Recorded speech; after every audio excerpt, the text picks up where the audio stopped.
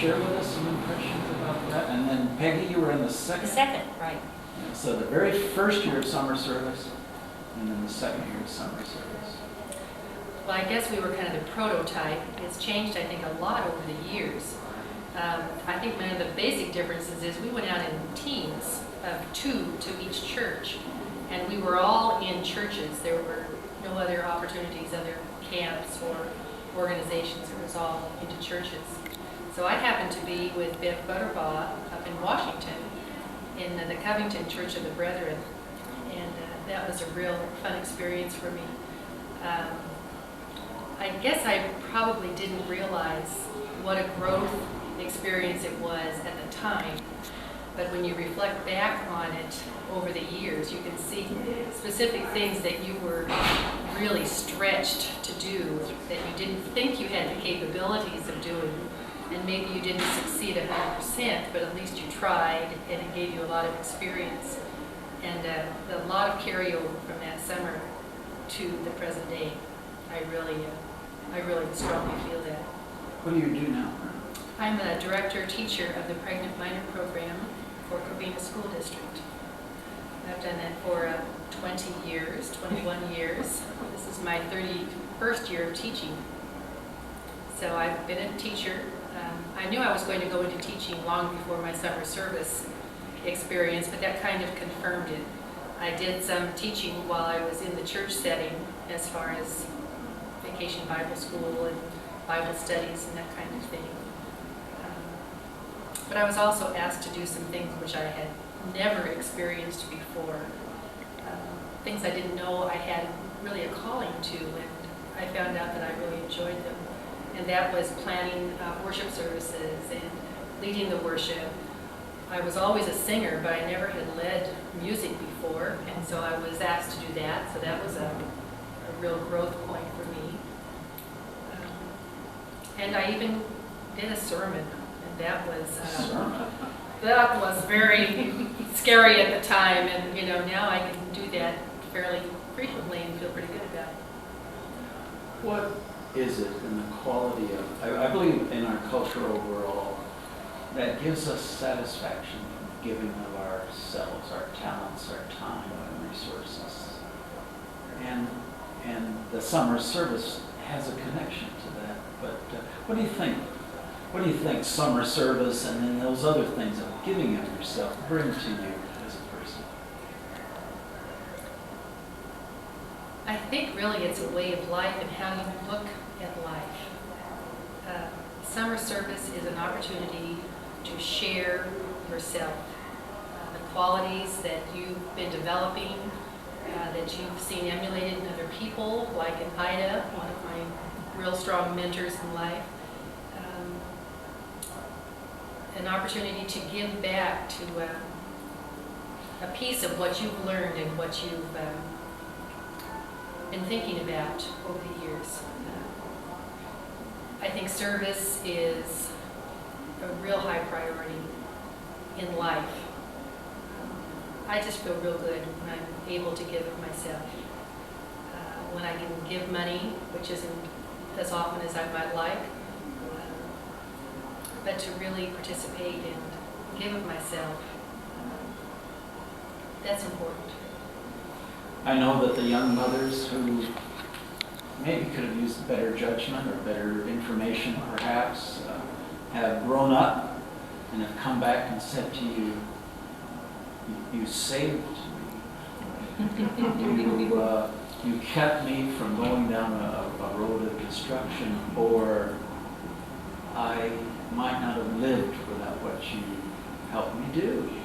That's a heavy thing to have someone say to me. Well, it is, and I've heard that said quite a few times, and I'm not sure it's always that extreme, but yes, I feel like because of the kinds of experiences that I've had, it has made me a better person and able to help others.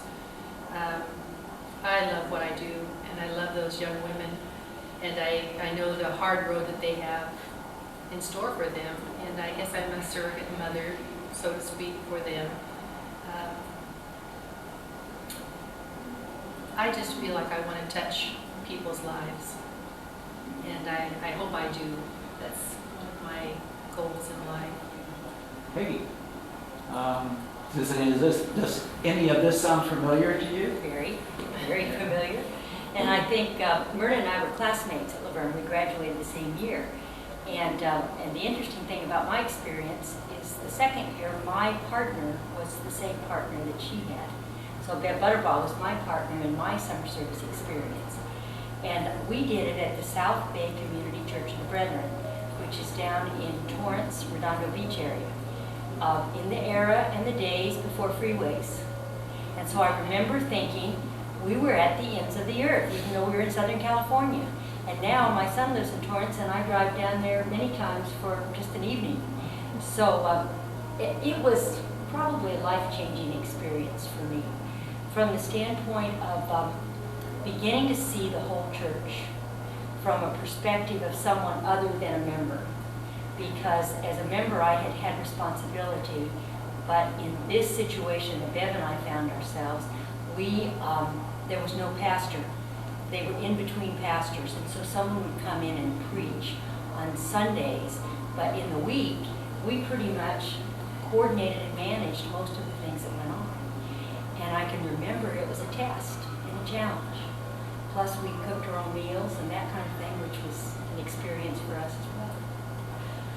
I want to share something with this group. And another reason I asked Ida Howell to come in here, because she supported the development of this video, for one thing. It's right around the corner from her birthday. So Right. she knows she can't get by that without being made to feel a little extra special. So I wanted to interview her again on her. Or I want to say, it's not for me to say women's birthdays. We all know. Ida Howell, when the students left last summer, with all the apprehensions that the two of you probably being home and all of that, Ida Howell wrote these young people out of the locations, as a bit of encouragement, especially the ones who were in Washington, because she was from Washington.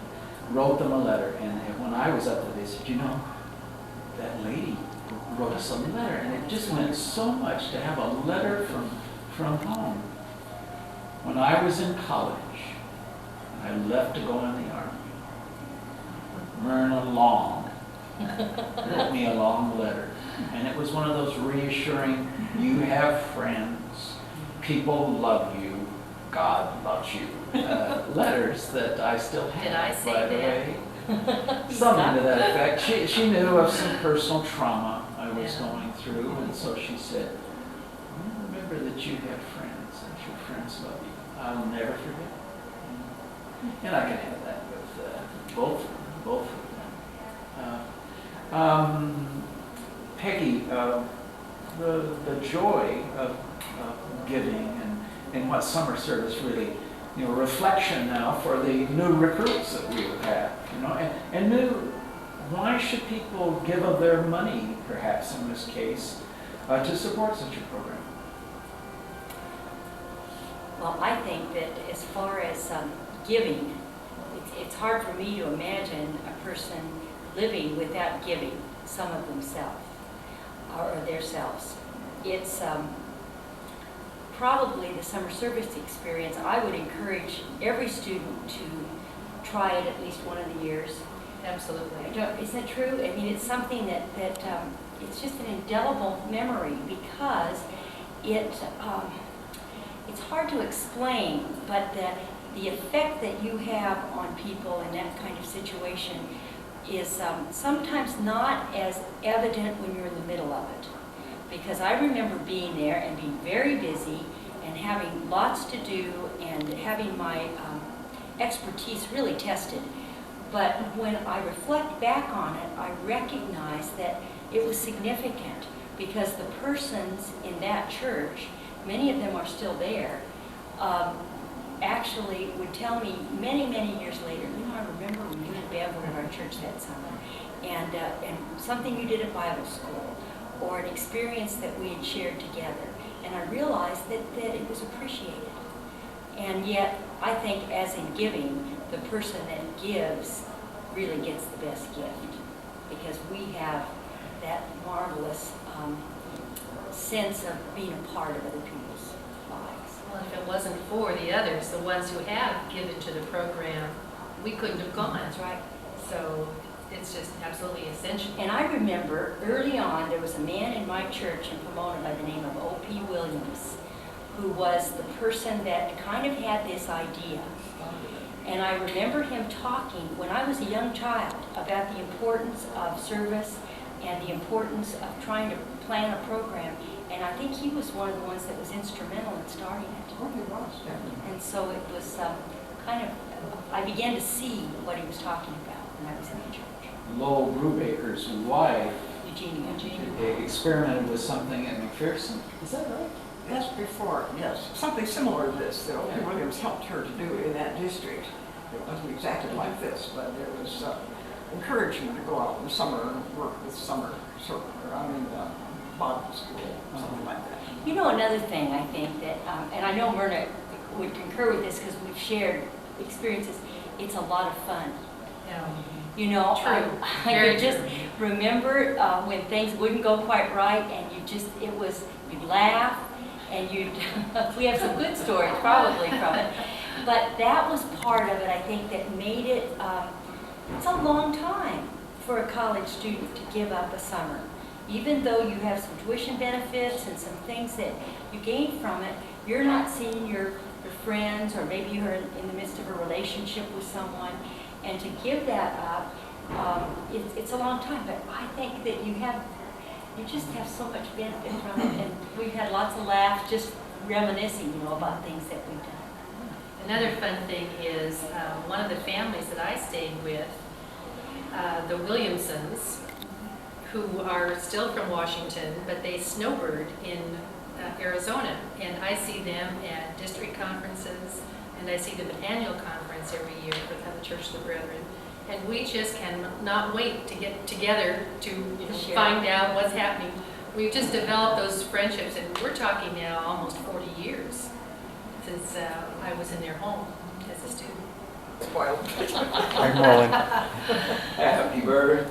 No. Happy Birthday to you, happy birthday to you, happy birthday dear Ida, happy birthday to you. Well, thank you. Whoa. That's a surprise. That was the other thing that we planned. I had to pay for after the music scale and everything to get them to sing. That's They right. had to sing Oh, yeah. releases Oh, and that's things nice. like that. And they're on your way for that check. Yes, right. It's gonna make a difference. That's the best birthday gift I've had yet. Are you going to tell us which birthday this is? You want to know? Yeah, well, I'd like to know, but I don't know if you don't want to tell. Only 91. Only 9. Wow. That's all. Wow.